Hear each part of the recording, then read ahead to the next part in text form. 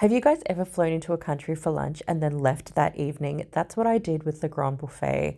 I didn't approach this from a competitive eating angle. I approached it from a food writer angle. So I was very discerning in what I chose because I wanted to make sure I would select things that I wouldn't get again. So I started off with this beautiful foie gras plate. What I love is they have these little labels on everything so you know exactly what you're eating and then you can keep the labels afterwards.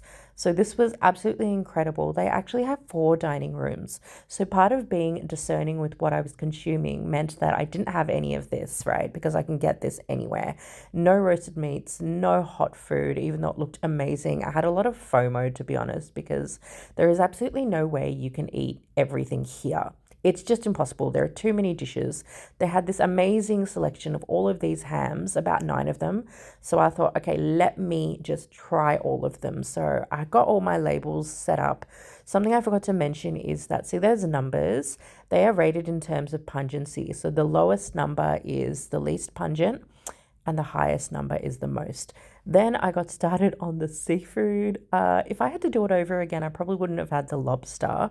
I feel like I wasted valuable stomach real estate in doing this. Then I looked at all of the other seafood that I didn't end up having, obviously. Although I wish I left more room for that. Then they had this beautiful duck presentation. So they're quite ceremonial with it all. They flambe the duck initially, and then he really goes to town on breaking it up and look at him smashing that neck. And then he puts it all in this contraption device, which looks like a torture chamber, honestly. And then what he does is he turns the handle and then all of the juices come out. Then he starts making the sauce. So he puts in this mystery stuff. I can't remember what it was. Some red wine, whisk it a little bit. Then he puts the juices, a dollop of butter, some lemon, and Bob's your uncle. It was gorgeous, as you can imagine.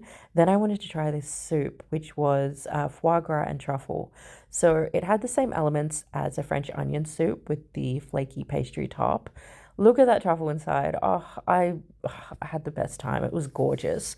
And then it was on to try some of the 111 cheeses that they have on offer.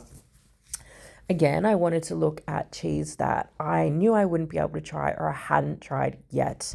So that was the strongest cheese, by the way. So you're going to see all the numbers again. So they're rated in terms of strength.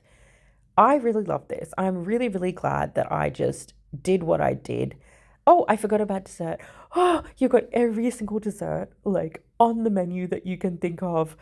I really failed in this regard because I was so full by this time. All I could do was look at the desserts. So I think you have to come here probably about four or five times to really make a good dint in the offerings that they have because you could come back 10 times and still not have tried everything. So, these desserts, they just look so pretty. Oh my God.